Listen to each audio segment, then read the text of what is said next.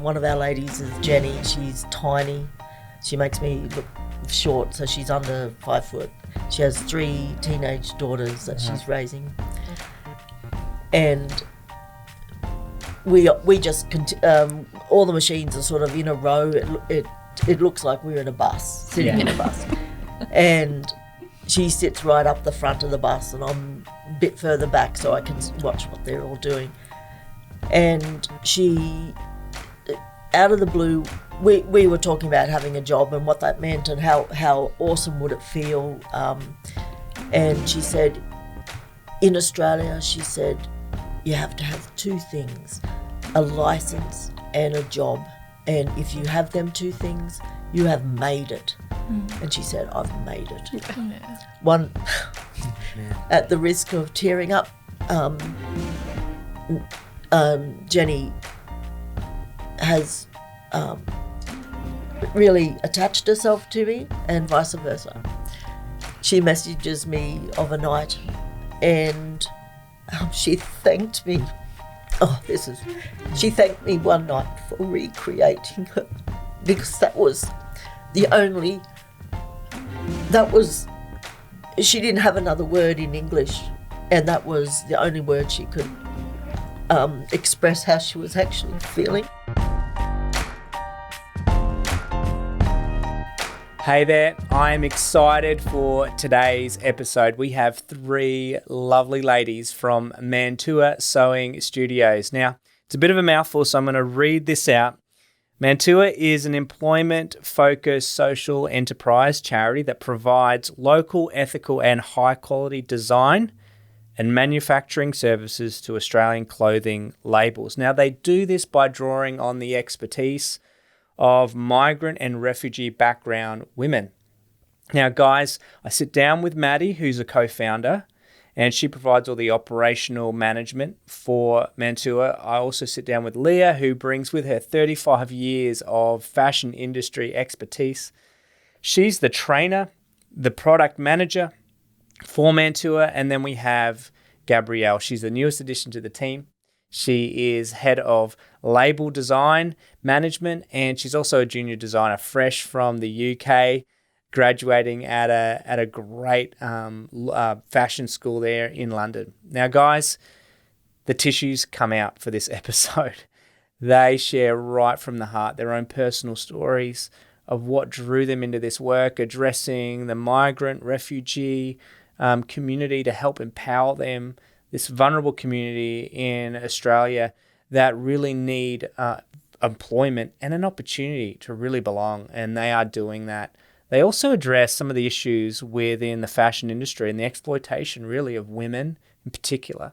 So, guys, there's lots to take away from this. If you're someone that has an idea or a passion and want to get a charity or a social enterprise started, you're going to be inspired by listening to this. I had a wonderful time talking with these ladies. Without further ado, here's my episode with them.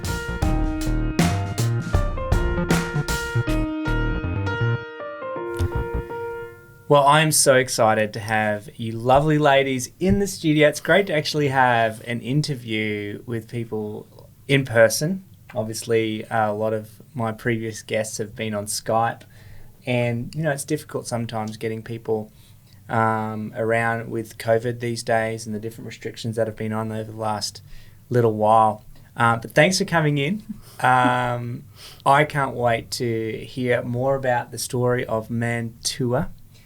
First of all, though, I want to say, Mady, thank you so much for sharing with me your story a couple months ago. I came up to Brisbane, where you have the operations headquarters, and you just really lit up my day. I was able to meet with a few other people there, and it was just lovely getting to know you and hearing your story. And I knew I had to get you and your team in for a podcast interview. Let's start things off, though. I'm assuming people don't really know much about Mantua. There might be a few of your fans out there tuning in.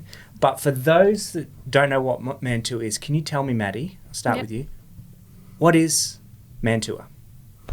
Okay, well, Mantua is a employment-focused social enterprise. We're also a charity that provides local, ethical, high-quality design and manufacturing services for Australian clothing labels by drawing on the sewing expertise of women from refugee and migrant backgrounds. So that's our elevator pitch. That is amazing. I mean, I'd love to unpack that a bit more. Obviously, each of those points you kind of made are integral to the vision and the heart of Mantua. Mady, I'd love to hear a bit more about your story. Can you tell me why? Why you're a co-founder? Why'd you start Mantua? It's a bit of a puzzle. Like, a few different things have happened, but mainly for me, like, my parents were migrants. So they migrated from the Cook Islands to New Zealand, and from New Zealand they came to Australia when I was about 8 years old. My dad had very limited English when he came here, and my mum couldn't really speak English as well.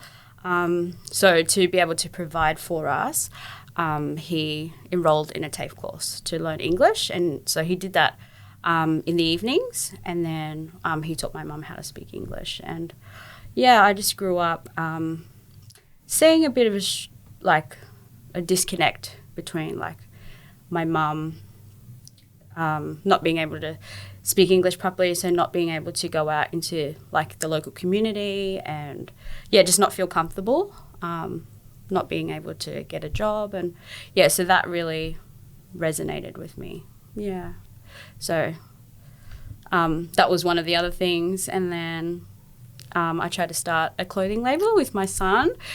We went to Nicaragua on a mission trip with some other people to help raise money for people, the poorest of the poor. So they were living in a dumpster. Wow. And so we helped raise money to create funds so that they could have housing. And I thought, the best way, would be a business. Like, maybe we just start selling some shirts.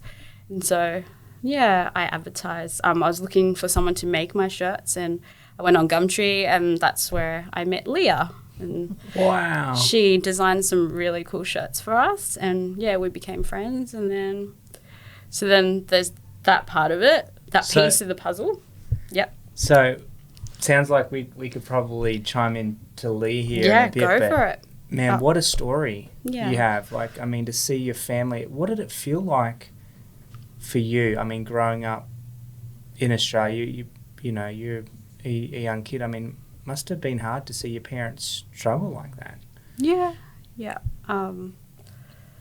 was really hard, but they got through. They met like a group. There was like a community church plant, and so through there's a Cook Island community. Yeah. So we live in Logan, and there's like all sorts of different communities there from different backgrounds. It's quite a diverse. It's very diverse.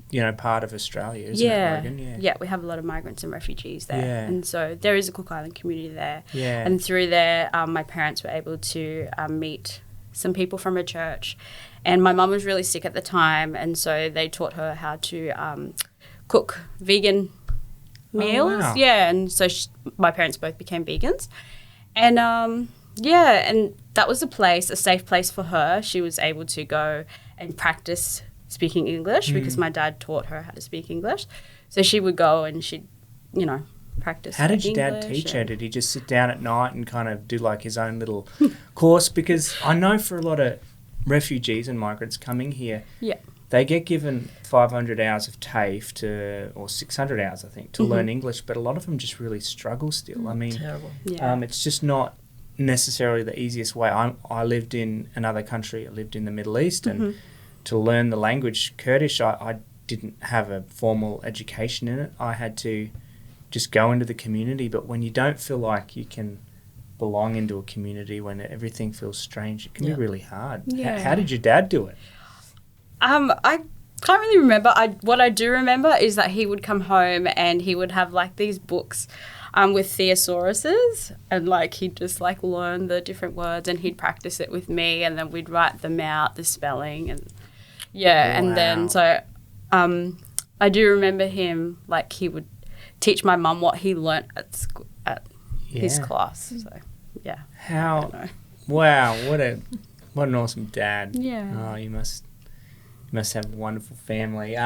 So switching over, is that right? Yeah, to go Leah. for it, yeah. You contact Leah. Yes. You're starting a design business with your son. Is that right? Yeah, at the time? yeah. But in the back of your mind, you got this desire to really help refugees and migrant people. Yeah. Leah, tell me your side of the story. How did you find out? What drew you to this work? Mady answered a Gumtree ad that I had where I advertised my services in the fashion industry, everything from product development, sampling, machining, and Mady answered an ad and we started talking and I think after a short amount of time we become friends and then she said told me about how she wanted to start a social enterprise. The idea was very basic. In the beginning, it was just a sentence on a piece of paper. Yeah. And so I remember starting to, because I used to work in my home base garage. You've been in the industry for 35 years, over right? 35 years, Yeah. unfortunately. Unfortunately. So, I've always worked from home. Other than teaching at TAFE colleges, I've always worked from home, from my home-based workrooms, so that I could raise my children and be involved with them rather than being away from work. So the fashion industry actually provided that for me. So I met Mady. I don't even remember how we when we started talking about. Didn't even have a name. It was just this idea. I do remember practicing cutting with a hand electric cutter because I thought, well, I'm going to need that skill. And so I remember practicing it because it wasn't something I had been doing. And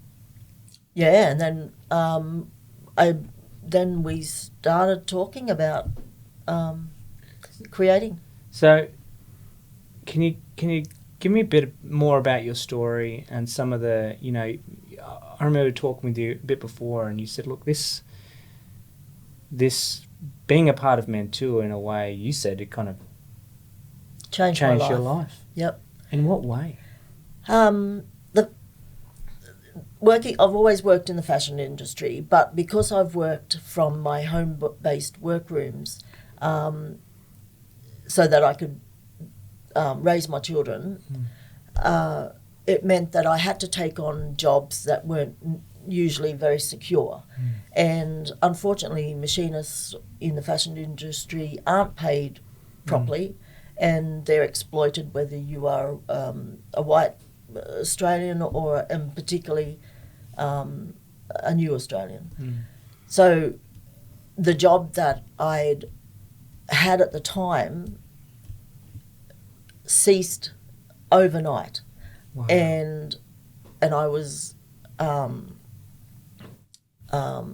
live on my own with my cats, and I wasn't for the first time in my whole life I wasn't able to live independently, and it was just a very scary time in my life financially. So I was basically homeless overnight, and it amazed me that no matter how many skills I had, it only and it goes with many people who are homeless in Australia, particularly. They only have to lose a job or a spouse or you're an on the income. brink, basically. Yep. And you're you're living homeless. on the brink. Yep. So,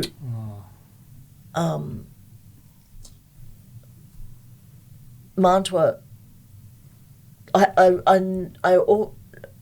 It wasn't even called Mantua in the beginning, but we had no name for it. But we had this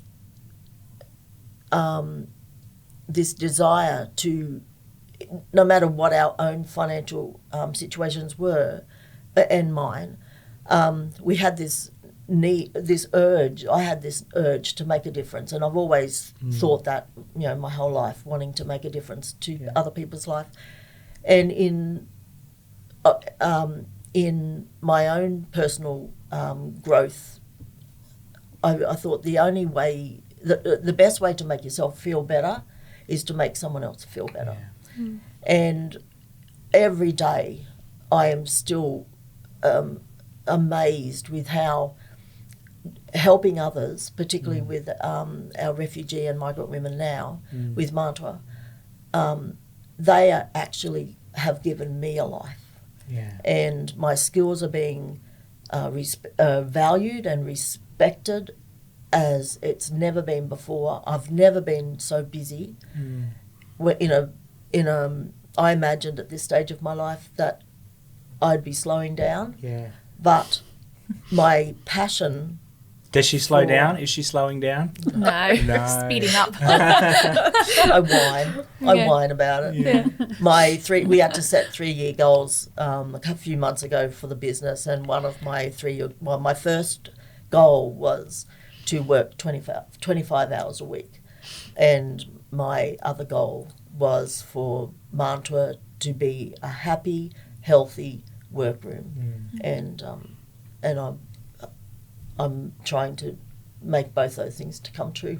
Oh, Leah, what an incredible story, and it's only just beginning. Oh, it's only beginning. I'm just it's like signing a new lease on life for you. I know when I've actually carved without knowing it in the beginning. I've actually carved out my perfect job, which is training, which is I just love training, and the aspects of the fashion industry that I like without having to put up with the things I don't like. Yeah. Well, I love your story of hope, even in the most darkest probably moment of your life, when it felt like everything was just ending and falling apart. There's a beautiful new door that's opened up. That's seeing you do more than you ever could have dreamed of. And I've got Gabrielle here on the other side of the table just beaming and smiling as you share that. You're the newest member to the team. Yeah. And in fact, you kind of came in at quite a interesting moment. Flew into Australia, right? Yep, July 24th. July 24th. Crazy. And by that accident, sounds like you're from the motherland. I am. Can you just, tell us a bit more about why you want to be part of Mantua? Love to hear your story. Yeah, a bit. basically to make a difference. I've always loved being in the fashion industry. I always grew up being really creative, drawing, painting, making clothes, and just kind of fueling that passion. I think for a while it took me a couple of years in my life to accept that I am creative and that's what I need to do within my life. And I remember experiencing many people you won't be able to get a career in that. You need something that's going to be able to pay well, as opposed to doing something because you actually love doing it. So I took that as a stand, no, do you know what? I really want to do what I love to do. And, you've got to do the rest of your life, spending time doing that. So sort of why not? When I was 2, I moved to the UK with my parents. Grew up there, started school, secondary school, and then my family moved back 5 years ago. What was that like? Difficult, but I knew that. How old were you? I was 17 at the time. And they left you high and dry in the UK. You're like, I'm not going. Nah. No, they did support me. But when I went to university and I did my foundation degree, I met a lovely family there who wonderful. I stayed with. They pretty much took me in as their own daughter. And studied and graduated, and it was pretty much the best decision of my life. But I think definitely the difference that Mantua has is that you kind of feel a part of the family. You feel at home, you feel valued, you feel taken care of. I did internships and I had this one experience where I was a print designer for 4 months and I had to do it as part of my year 2 year 2 project basically. And I came in, they kind of told me, okay, well, this is what you're doing, this is your project, and just left me to it. I just had a desk, it faced the wall. They weren't friendly. They pretty much just told me the only communication I had with them was, giving them my work that I did, and they'd be like, okay, you need to change this color or change this size or, learn a few more things on Photoshop. There wasn't any training. And the only positive thing that I can draw out of it is it fueled me to know what I wanted to do. And it was a good thing. I love doing the print design aspect of things, but the whole like communication and friendship and community, like that was just completely gone. Yeah. Wow. So that was really hard. And I think a lot of people have negative experiences about the fashion industry, especially like what Leah said. So to be able to find a place where you feel comfortable, I think that's really valued. And when you've got that, you know, don't let go of that. So yeah, I pretty much knew straight away that this is where I needed to be, and it just felt really right. I didn't have any regrets, you know, moving across the world and things like that, especially during the pandemic time. And the first day in the workroom, it just felt as if I've known Leah and Mady for my life. How did you end up getting it? Because you're in the UK. How did you end up getting the job? You just put in...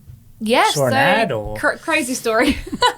We've got loads of stories here. So I was a year out of university, really looking for a job. I had a part-time job that kind of just supported me to pay my rent and things, but it wasn't within my field.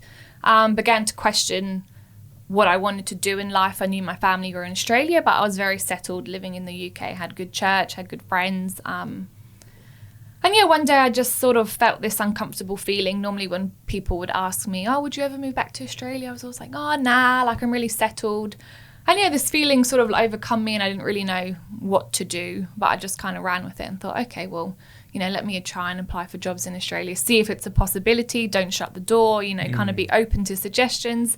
And my auntie, she lives in Australia and she's part of the fashion industry as well. So I was kind of talking to her just to kind of see how the fashion community was here, what I needed to do, whether you guys had internships here and just how it sort of worked.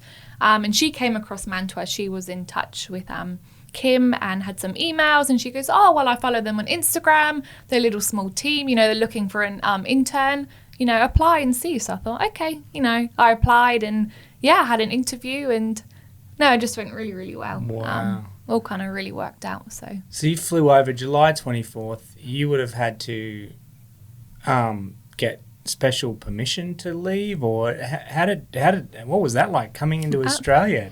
It was, I felt like I was kind of in prison and something was wrong with me. You kind of get off the plane when I landed in Brisbane, and no one was really in the airport. What did they call it? Escorted? I did, yeah. They had policemen there. They had people from the army. They kind of sprayed you with this kind of, disinfectant thing as you came off. Then the police read parts of the act of the law, what you had to do. You had to abide by these rules. You can't touch anyone. You have to be in quarantine. You can't get out of your hotel. You've got to stay there. You have your swab testing done and everything like that. Yeah. So, I just felt like I didn't. Welcome to Australia. Yeah, brilliant. Because normally all my family come, they welcome me, they have balloons, and I've got quite a big family, so it was very much just, well, this is a new experience. Yeah.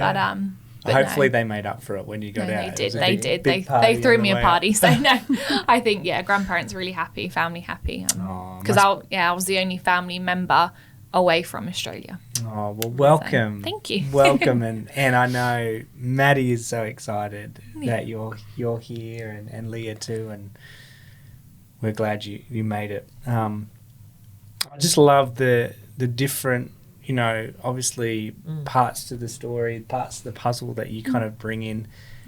Mantua is pretty new. How long have you guys been around? How can you talk more about how it began? And maybe, a bit more about your roles and what you play. Let's get into the nitty-gritty things of it. Mady, I'll start with you. Yeah, so when I had met Leah, the idea for Mantua hadn't even crystallised. Yeah. And then when I actually thought about it, I just wrote something, wouldn't it be great if we could have a training centre, because I try to get clothes done overseas, but you had to have all these large minimums, and it was very expensive, and I was like, oh, there's no way I'm going to be able to do any of this. I thought, wouldn't it be cool if we had something here? Yeah. But I wasn't expecting something big. I was just thinking, something small in our local community. We can, because there's heaps of migrants and refugees. We could train them, and then so it was just a little idea. I do a lot of community work, and that's where I met Kim. And yeah, so she had her own social enterprise. So I didn't even know what a social enterprise is.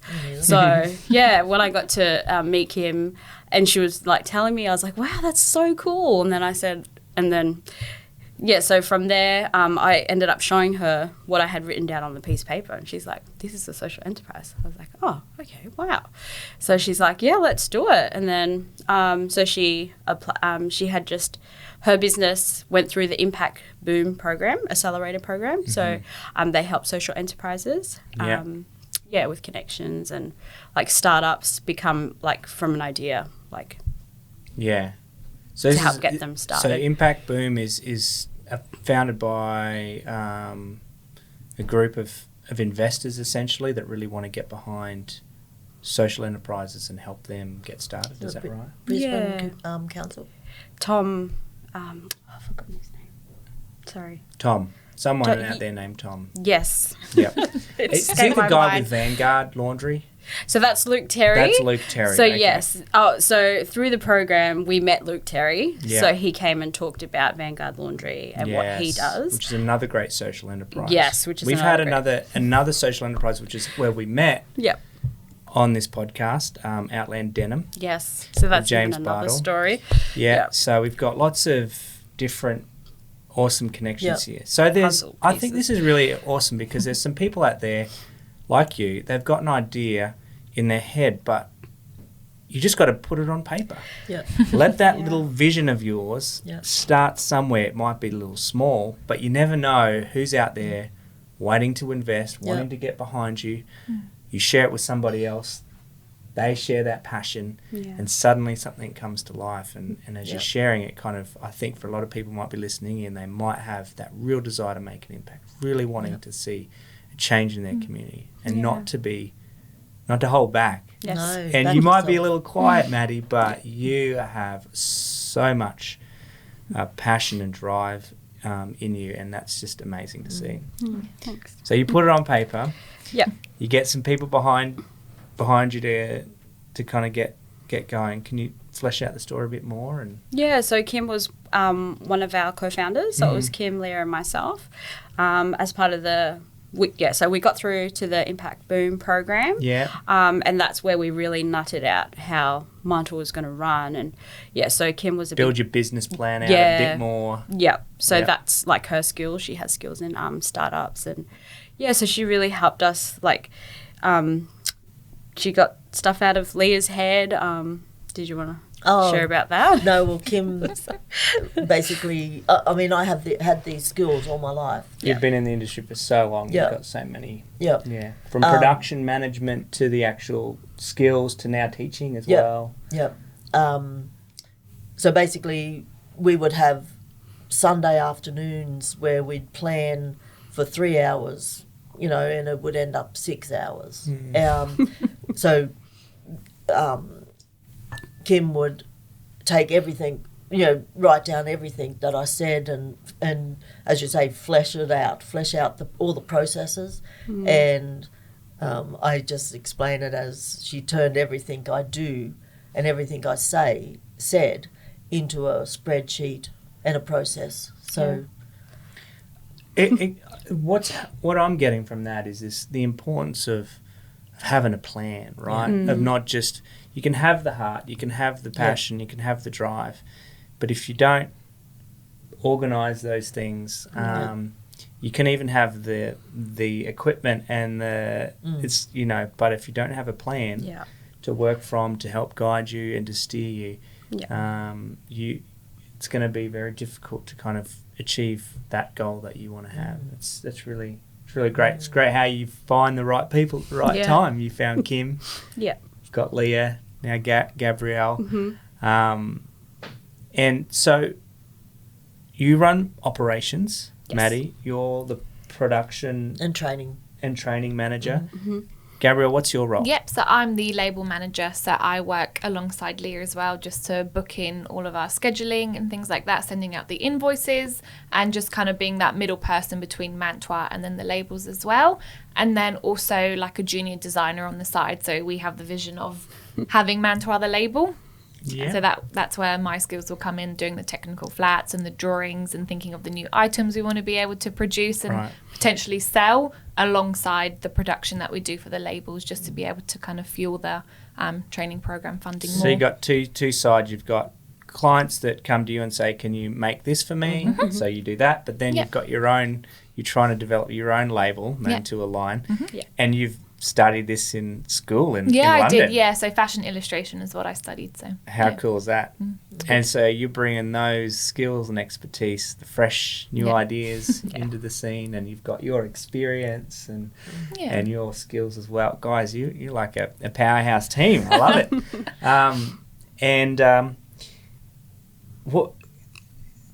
What have been some of the biggest challenges that you've kind of faced?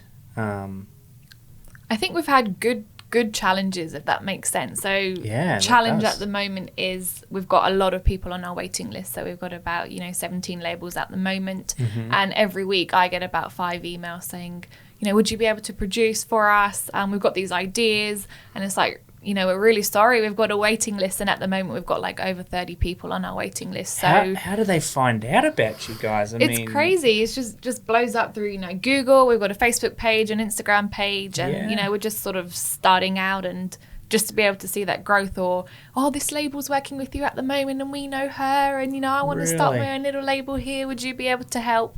And it's just like, we just need more people. I think if we had people, then so it's a good challenge to have. Yes. For sure. So that's one of your more recent challenges.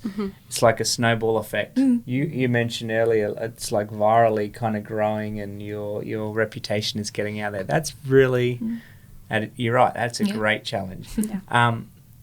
Earlier on, though, I'm sure, Mady, you've probably, there's been some days where you maybe wanted to just throw in the towel. Maybe not throw in the towel, but you didn't know if you'd be able to make it. Yeah. Because you don't strike me as the person that would ever consider giving up as an option. Yeah. But can you talk about some of those the earlier ones? Earlier struggles, yeah. Yeah. There's been a few. I think one of the main ones would have to be when Kim decided to leave. And we were happy, I was happy for her. So grateful for everything that she'd done. A founding member, early founder with you. Yeah. Yeah, because we wouldn't have gotten to where we were without her. Wow. So really appreciate that. And happy that she was, chasing her dream, because her other social enterprise is her dream. And so, my thought was, anyone that comes to Mantua, I would love them to be a part of it. But if at any time that they wanted to leave, they would have that option to leave. And we would, not hold it against them, because I want people that want to be here, so that was challenging, because she had a lot of skills that I don't have. And so I was like, I don't know how we're going to make this work. And so we had to try and transfer all her roles to Leah and myself. This was before we had found Gabrielle. So that was really stressful. So, but... And you're a mother of 4. 4, yes. Gosh, that's got to be... I mean, I can see this, this heart, this mother heart that you have for anyone that comes into the organisation. They feel loved and at home. I mean, that's really special, but that's got to be quite a challenge to be putting all this time and energy in trying to raise children. Yes. Wow. It's a lot of work, but I feel like this is what I've been called to do. I feel like this is this is what gets me up out of bed, and it gives me purpose. And, Oh, man. Mady does, part of her role from the beginning was the wraparound support. There's one thing to offer training to this vulnerable group, which is refugee and migrant women who are already vulnerable. They're easily exploited, and as being refugee and migrant women,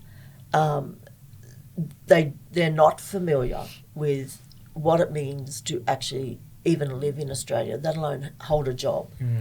So, and we found very easily that we can offer training and we can offer employment, but we have to go further than that.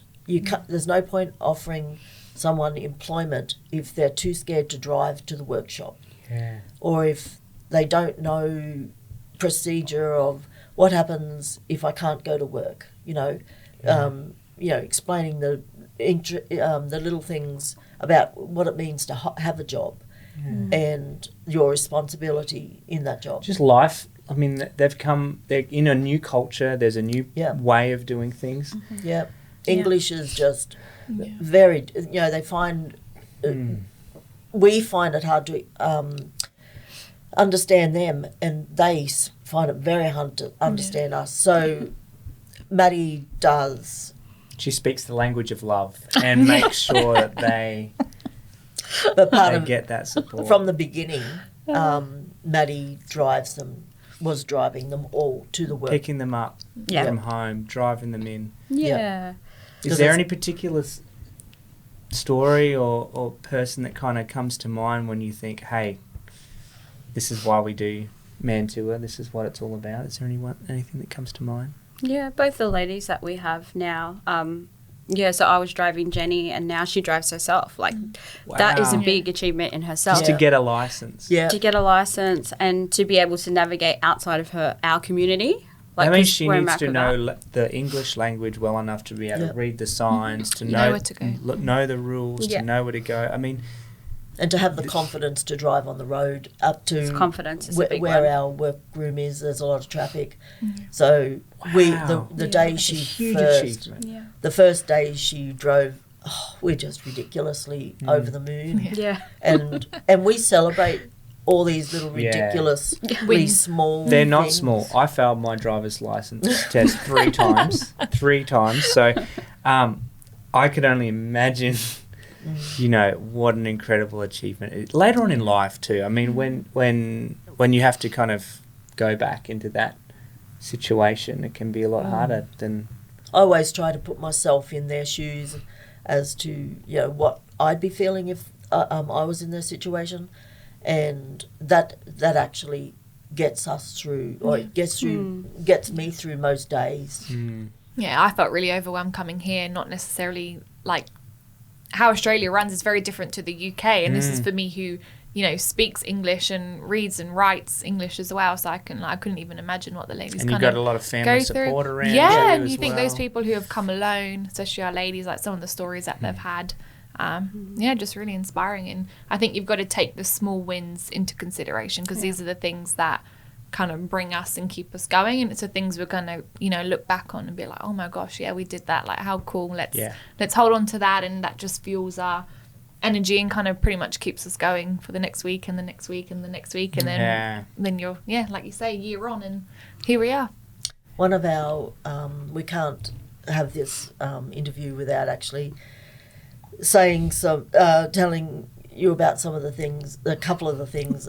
We have this one of our ladies is Jenny. She's tiny. She makes me look short, so she's under 5 foot. She has 3 teenage daughters that she's raising, and we just all the machines are sort of in a row. It looks like we're in a bus, sitting in a bus, and she sits right up the front of the bus, and I'm a bit further back so I can watch what they're all doing. And she, out of the blue, we were talking about having a job and what that meant and how awesome would it feel. And she said, in Australia, she said, you have to have 2 things, a license and a job. And if you have them 2 things, you have made it. And she said, I've made it. One, at the risk of tearing up, Jenny has really attached herself to me, and vice versa. She messages me of a night, and she thanked me. She thanked me one night for recreating her, because she didn't have another word in English, and that was the only word she could express how she was actually feeling. What happened to that tissue? And she said, you have given me back my life. You have recreated me. And thanks. For those of you listening on the audio, we are handing out the tissues. So this is and when we hear and see the difference we're making by the little tiny things that we're doing, you wouldn't think. You would think we would. There'd be huge things that we celebrate and that we get teary over, but it's the tiny little things like recreating her, giving her back her life. That is, and all I'm doing is teaching her to sew. It's shown us or reminded me. It's the tiny little things that make a great life. One of we during this time when we were putting them on as paid trainees, where they started as volunteer trainees, like students basically. Yeah. And then when we got them to a certain stage, we put them on. So about 6 weeks ago, we put them on to being paid trainees now, and they've got a 6-month contract that I will supervise them through, to achieve all their goals in the next 6 months.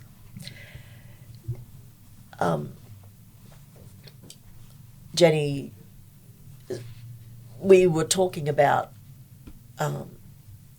because we always try to ensure that we're actually achieving the goals that we want to with Mantua, and so we always go back to our values if we have to make a decision.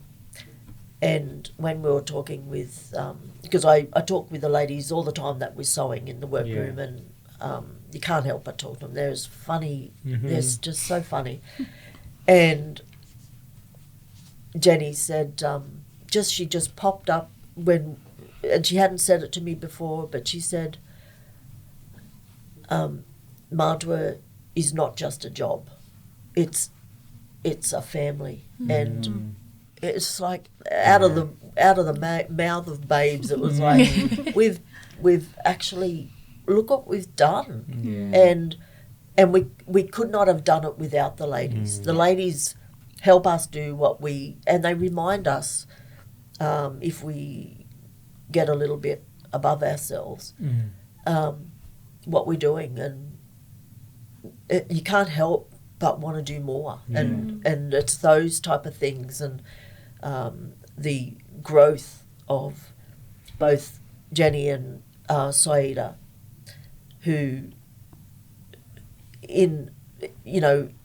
have tried to hold down jobs in outside of Mantua, and they've had terrible experiences. Wow. Particularly in the fashion industry. I mean, the fashion industry. So there's a lot of exploitation you referenced earlier. Yeah. What an awesome opportunity you have to set the standard, to raise the level of respect that machinists, sewers have, the value. Much. And maybe you could talk into maybe why there's been such a growth and demand too. I mean, I can only assume with COVID-19 and some of the stark realities that it's important to produce locally as well. You guys are an answer to that as well. What are your thoughts on that? Yeah, I think in a way COVID-19 has made it a little bit more difficult, but also has made brands maybe realise more about what they want to do and how they kind of want to grow in that aspect of being able to not produce offshore but actually bring it to Australia and help, support and fuel the country that, we call our home. So I think it's a good thing. But also I think with jobs at the moment, it's also difficult as well to be able to find the people who have got the skill to be able to help. I think that's also difficult as well. I think that's one of the struggles that we're having at the moment, is trying to find machinists to be able to recruit, to have on board so we can take on more work. And so they're need gold dust. You need more machinists. You also need to be able to train more too, because that's a part of your training and developing those that don't have skills and giving them, like Jenny, a new start in life, a new career. You guys are doing a lot. of things. You know, We wear a lot of hats. You wear a lot of Yeah. hats. That's got to be quite challenging at times. Yeah. Yeah. And what are your hopes for the future? What's some of your goals that you've I'd love to hear some of those things you've set out. What's the future hold for Mantua? Well, definitely the sewing school. So we want to launch Mantua Sewing School. So that's been we just got, at the beginning, we were so busy that we forgot to apply for our fundraising license. So we weren't actually allowed to ask for donations. So we just received that this week. Oh, Yeah. That was a win. That was a win. huge. Yeah, let's get the party poppers out. So, I just came up with like a donation program, to help to be able to fund Mantua Sewing School, because since manufacturing went offshore like 20 years ago, the skills in Australia has declined. Yeah. Like we're interviewing people who are saying that they're level 5s, and we actually, bring them in for a trial and they're level 1s and 2s, and it's just not industry Yeah. Ready. they're just not industry ready. So I've been reaching out to some people in government because it's not on the priority list. Yeah. But I really believe that it should be, and that machining is going to be big. It's going to be huge. And we're proof of that, what we're doing here, the work that we've got the work, we've got sewers. Yeah. So in my local community in Logan, where we first found the first lot of training, the women, they have sewing hubs. And so, I'm linked in with all the sewing hubs. So we have sewers who are ready to be trained. Yeah. We have the work. We just need the space to be able to do it and some funding. You guys are ready to go. You've got the vision, you've got the plan, We got the work. you got the work. You just need a little bit of help. Yep. So there's people can volunteer with you guys if they've got skills or have the opportunity. They can donate to you. You've got a fundraising license. I think we've had our first donation this week. Oh, I'm not sure. I haven't checked yet, but That is someone exciting. was emailing us saying, "Oh, can I please make a donation?" It's yes, of course you can. So we need to get Here's the the word link. out. Yeah. And it's an investment. That's what I love about it. You're investing in the future of business in Australia. You're investing in lives that have gone through so much trauma, so much suffering, so much pain, but have people that have so much to give, and you're investing in changed lives. You're investing in women. I think that's really, really important too. There's so many, like you mentioned, women who work so hard in this industry. It's so machining skills. I mean, I've been a machinist teacher for 30 years, and machinist skills to actually hone machining skills takes a lot.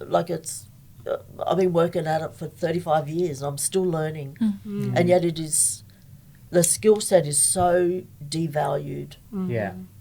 And so there's a real need to bring that back to the value that it deserves. Yep. Yeah, I think not even just with machining, but being creative, and even what Mady was saying, sewing, how it's not, the government don't see it as a priority. No. And I think a lot of people struggle with that, especially for me, it's not a good career, but it's hey, you're wearing clothes, you've got sofas, you've got pillows, you've got all this sort of stuff. It's well, who's going to make that if you don't want us to follow our dreams and kind of pursue it? I always look at it that way, there's jobs out there for everyone, and everyone is skilled at something else. So I think that just needs to be appreciated more. And I'd forget the statistic. I remember sitting down with James Bartle at Outland Down, and he was giving me this crazy statistic of how many people are, percentage of people involved in the fashion industry. It's huge. There's so many. It's huge, and yet it seems like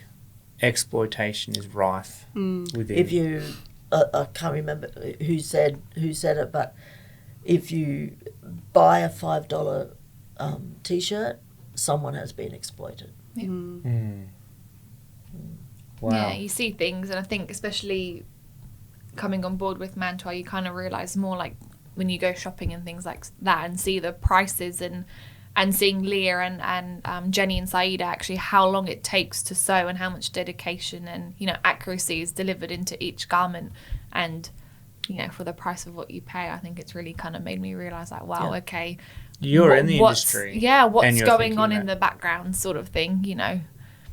Yeah, because I wasn't really aware of it. Like, you hear stories, but you're not really aware of it until you're actually in it. And, yeah, just, like, the amount of money that people overseas workers get paid, it's just ridiculous. And the conditions. And, it's oppression. Like, they're being oppressed. And, I feel like that's, like, our little part, you know, that we can play, we can help. That's our difference. Yeah. You talked about that at the beginning, your ethical foundations as a company. It's as local, Australian owned and run, your social enterprise empowering the vulnerable to be lifted out of poverty, to be respected in their craft, to learn new skills. I mean, that is giving dignity, recreating someone's life. There are so many incredible reasons to get behind the work that you are doing, and it's really an honour to have you guys come in and talk about that, to share the stories. I know it's personal, it's very real for you. Is there any other ways people can kind of get involved and partner with you, find you maybe? What social media handles do you have out there? So we've got Instagram and we've got Facebook. We're on LinkedIn. So Mantua Sewing, and then... What was that, Mantua Sewing? At Mantua Sewing, our Instagram and Facebook. And then we have our website, mantua.com.au. Mantua.com.au. Yeah. Go check it out, guys. Yeah, it will be in the show notes. So make sure you plug on you plug in those links into your phone or your computer and check out what they do. Yeah. Could I just also, I just wanted to mention the help of White Box Enterprises. Yeah, like without Luke and his team coming on board, there's no way we'd be able to run it because, I have access to their finance manager. Like, I don't have any of those skills. Like, this is what blows my mind, is because I didn't even finish high school, so I don't even have an education. And here I am, running this business with these amazing ladies, and so I just really want to thank them for all their help. Mady now applies for our grants. She writes our policies. Does the contracts. So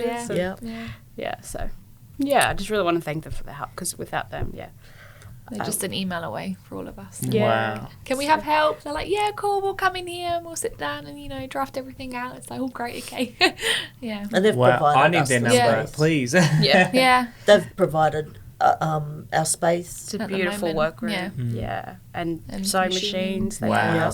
Well, shout out to White Box Enterprise, Luke. You're out there. We know you've done an incredible job with many other social enterprises as well. And I think it just goes to say you're an incredible success story. All of you are in this room have an incredible story. And it just goes to show that when you just go out there and have a crack, you'll be surprised the amount of people that will get around you. Definitely. That will support you and believe you. And I even believe, even maybe some people listening in to this will go, I want to get in touch. I want to know how I can support and get behind this initiative. And there might be someone listening with their own idea, their own goal, their own passion, and all they needed is to hear your story and how you can make a difference. You've just got to go for it and just give it your all. If it's your passion, if it's what you love, don't let anyone stop you from doing that. That would be one piece of advice. Not fear. Or fear and of if the you are unknown. fear, just kind of push through like us. I remember the first couple of weeks feeling a bit overwhelmed. I took over Kim's role and learning all the new procedures and all the software and things like that. And I remember saying to Mady and Leah, oh, I feel so out of my depth. And they're like, no, day at a time. It's what we do. And I used to breathe in when I used to see 10 emails pop up, okay, am I going to be able to answer all of these emails? And now, day by day, and, we're 3 months, I'm 3 months in. And I love it. So even with my 35 years experience, I tell the ladies, these girls, I'm still faking it. Yeah. Just Faking it. faking it till I make it. And if nobody knows that you're feeling uncomfortable or you're doing something for the first time or you're a bit out of your depth, so I feel that after all my experience. So I kind of, imagine how other people feel. Yeah, what an inspiration you guys are, and you're making a big difference. There's some women that you're going to go back to in just a minute, and they're going to, when you look into their faces and you see the way you've changed their lives, it's going to drive you to keep going. Yep. I really Yeah. appreciate you making the time to step away Thank from you. your hard No, work thank to you. come here to talk about it. Thank you for having us. Yeah, it's been great. We'll see you again soon, eh? Thank you. Yes, Thank you. Thank you.